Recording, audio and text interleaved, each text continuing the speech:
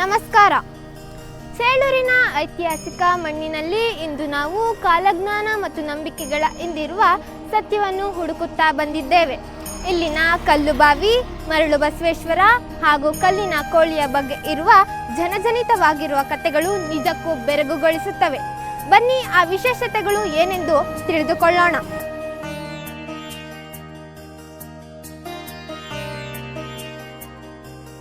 ಚೇಳೂರಿನ ಬಗ್ಗೆ ಇರುವ ಒಂದು ಪ್ರಮುಖ ಮಾತು ಅಂದರೆ ಅದು ಕಾಲಜ್ಞಾನದ ನಾಣ್ಣುಡಿ. ಇದರ ಬಗ್ಗೆ ಕೈವಾರ ತಾತಯ್ಯನವರ ಗ್ರಂಥದಲ್ಲೂ ಕೂಡ ಪ್ರಸ್ತಾಪ ಇದೆ ಅಂತ ಹೇಳಲಾಗುತ್ತೆ.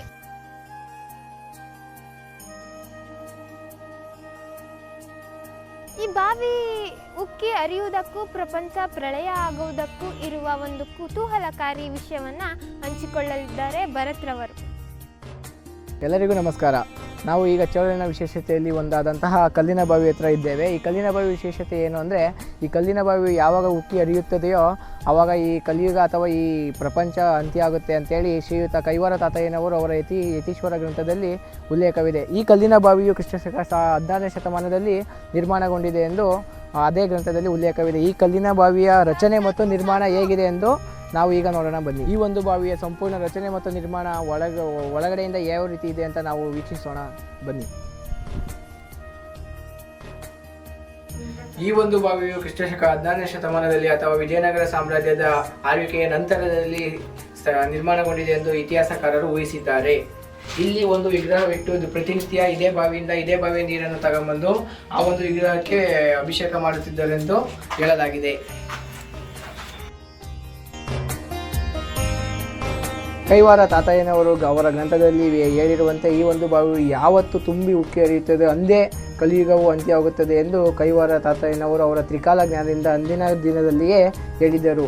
ಈ ಒಂದು ಬಾವಿಯ ಸುರಕ್ಷತೆ ಕ್ರಮಗಳಿಗಾಗಿ ಈ ಒಂದು ಬಾವಿಯಲ್ಲಿ ಈ ಮೊದಲನೇ ಮೆಟ್ಟಿಲಿಂದ ಅಲ್ಲಿಯವರೆಗೂ ಸಪ್ತ ಮಂಡಲಗಳನ್ನು ರಚಿಸಲಾಗಿದೆ. ಈ ಸಪ್ತ ಮಂಡಲಗಳನ್ನು ಏನಕ್ಕೋಸ್ಕರ ರಚಿಸಿದ್ದಾರೆ ಎಂದರೆ, ಈ ಬಾವಿಗೆ ಯಾವುದೇ ರೀತಿಯ ದುಷ್ಟಶಕ್ತಿಗಳ ದೃಷ್ಟಿ ಬೀಳದೇ ಇರಲು ಮತ್ತು ಈ ಬಾವಿಯ ನೀರು ಈ ಜನರಿಗೆ ಎಂದು ಬತ್ತಿ ಹೋಗದೆ ಜನರಿಗೆ ಸಂಪೂರ್ಣವಾಗಿ ದೊರೆಯಲು ಈ ಮಂಡಲಗಳನ್ನು ರಚಿಸಲಾಗಿದೆ. ಈ ಒಂದು ಬಾವಿಯ ನೀರಿನ ಉಪಯೋಗವೇನೆಂದರೆ, ಅಂದಿನ ಕಾಲದಲ್ಲಿ ಪಾಳೆಗಾರರ ಆಳ್ವಿಕೆಯ ಸಮಯದಲ್ಲಿ ಕುದುರೆಗಳಿಗೆ ಮತ್ತು ಸೈನಿಕರಿಗೆ ನೀರು ಕುಡಿಯೋಕ್ಕೋಸ್ಕರ ಈ ಬಾವಿಯ ನೀರನ್ನು ಉಪಯೋಗಿಸುತ್ತಿದ್ದರು. ಸುಮಾರು 800 ವರ್ಷಗಳ ಇತಿಹಾಸವಿರುವ ಈ ಮರಳು ಬಸವೇಶ್ವರ ದೇವಸ್ಥಾನ ಸಂಪೂರ್ಣವಾಗಿ ಬಸವ ಪರಂಪರೆಯನ್ನು ಸಾರುವಂತಹ ದೇವಾಲಯವಾಗಿದೆ. ಇದು ಕೇವಲ ಮರಳಿನಿಂದ ನಿರ್ಮಾಣವಾಗಿದೆ ಎನ್ನುವುದು ಒಂದು ಪವಾಡದ ಸಂಗತಿಯಾಗಿದೆ. ಈ ದೇವಸ್ಥಾನದ ಉದ್ಭವ ಮತ್ತು ಪೂಜಾ ಕಾರ್ಯಕ್ರಮಗಳ ಬಗ್ಗೆ ಬೆಳಕನ್ನು ಚೆಲ್ಲಲಿದ್ದಾರೆ ಕುಸುಮ.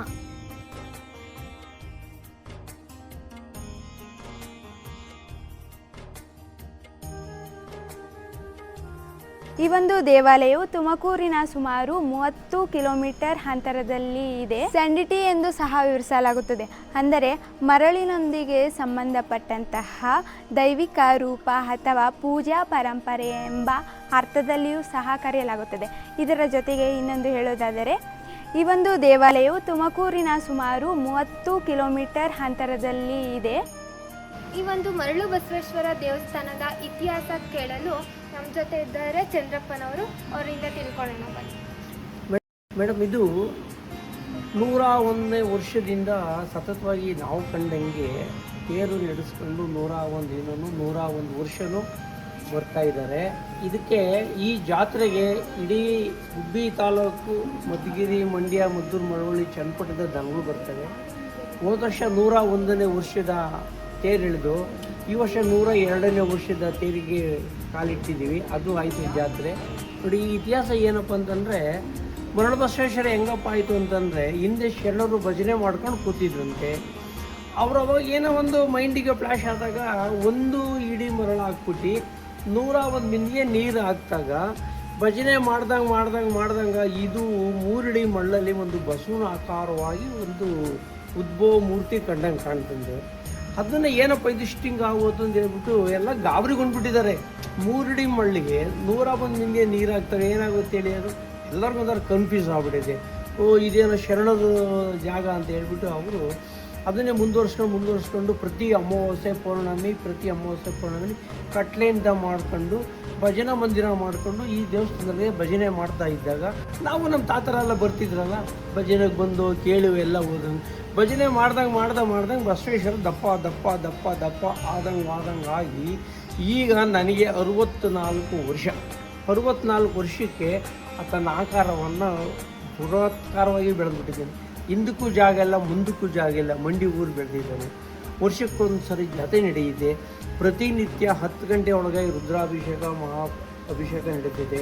ಪ್ರತಿ ಅಮಾವಾಸ್ಯೆ ದಿವಸ ಇಲ್ಲಿ ಏನು ಬರುತ್ತಂದರೆ ಭಕ್ತರ ಶರಣರು ಸೇರಿಕೊಂಡು ಭಜನೆ ಮಾಡಿ 2.5 ಗಂಟೆ 3 ಗಂಟೆ ಭಜನೆ ಮಾಡಿ ಬಂದಿರತಕ್ಕಂಥ ಭಕ್ತಾದಿಗಳಿಗೆಲ್ಲ ಊಟಕ್ಕೆ ಬಿಡಿಸ್ತಾರೆ. ಇಲ್ಲಿ ಇತಿಹಾಸ ಏನಪ್ಪ ಅಂದರೆ ಇಲ್ಲಿ 101 ದೇವರುಗಳಿದ್ದಾವೆ ಈ ಚೋಳೂರಲ್ಲಿ.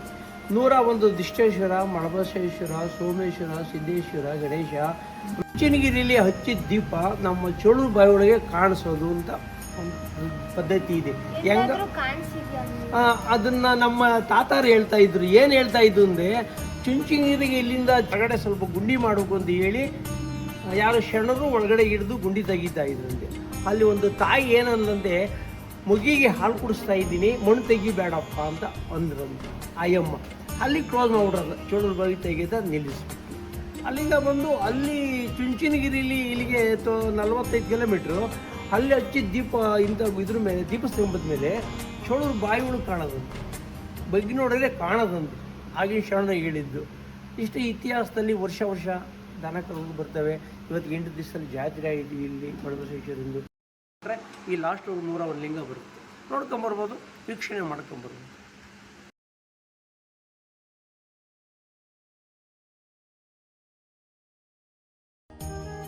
ಚೇಳೂರು ಎಂದ ಕೂಡಲೇ ನೆನಪಾಗುವುದು ಇಲ್ಲಿನ ಒಂದು ವಿಶಿಷ್ಟವಾದ ಕಲ್ಲಿನ ಕೋಳಿ.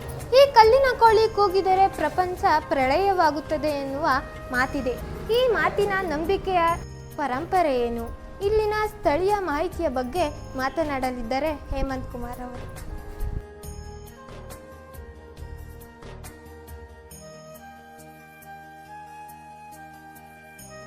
ಇಲ್ಲಿರುವ ಕಲ್ಲಿನ ಕಂಬದ ಮೇಲೆ ಕೆತ್ತಲಾಗಿರುವ ಕೋಳಿಯ ಚಿತ್ರವು ಹಲವು ಪುರಾತನವಾದುದು ಹಾಗೂ ಪಾಳೆಗಾರರ ಕಾಲದ ವಾಸ್ತುಶಿಲ್ಪ ಹಾಗೂ ಕಲೆಯನ್ನು ತೋರುತ್ತದೆ. ಸ್ಥಳೀಯರ ಪ್ರಕಾರ ಈ ಕೋಳಿ ಹಿಂದೆ ಜೀವಂತವಾಗಿತ್ತು ಹಾಗೂ ಬೆಳಗಿನ ಜಾವ ಸರಿಯಾದ ಸಮಯಕ್ಕೆ ಕೂಗುತ್ತಿತ್ತು ಎಂಬ ನಂಬಿಕೆ ಇದೆ. ಕಲ್ಲಿನ ಕೋಳಿಯು ಎತ್ತರವಾದ ಶಿಲಾಸ್ತಂಭದ ಮೇಲೆ ಕೆತ್ತಲಾಗಿದೆ ಹಾಗೂ ಕಲ್ಲಿನ ಕೋಳಿಯನ್ನು ಬಹಳ ಕಲಾತ್ಮಕವಾಗಿ ಕೆತ್ತಲಾಗಿದೆ. ಏನೆಂದರೆ ದೂರದಿಂದ ನೋಡಿದಾಗ ನಿಜವಾದ ಕೋಳಿ ಕುಳಿತಿರುವಂತೆ ಭಾಸವಾಗುತ್ತದೆ. ಐತಿಹಾಸಿಕ ಪ್ರಸಿದ್ಧ ಚೇಳೂರಿನಲ್ಲಿ 3 ವಿಶೇಷತೆಗಳೇನೆಂದರೆ, ಕಲ್ಲು ಕೋಳಿ ಎದ್ದು ಕೂಗಿ, ಕಲ್ಲು ಬಾವಿ ತುಂಬಿ ಹರಿದು, ಮರಳು ಬಸವೇಶ್ವರ ಎದ್ದು ಉಡ್ರಿಕೆ ಹಾಕಿದರೆ ಅಂದೇ ಪ್ರಪಂಚ ಪ್ರಳಯವಾಗುತ್ತದೆ ಎಂಬ ಊರಿನ ಜನರ ನಂಬಿಕೆ ಇದೆ. ಒಂದು ಹಳ್ಳಿಯ ಪ್ರಮುಖ ಜೀವನಾಡಿ ಎಂದರೆ ಅದು ಸಂತೆ. ಚೇಳೂರು ಎಂಬುದು ಒಂದು ಜಂಕ್ಷನ್ ಆಗಿದೆ.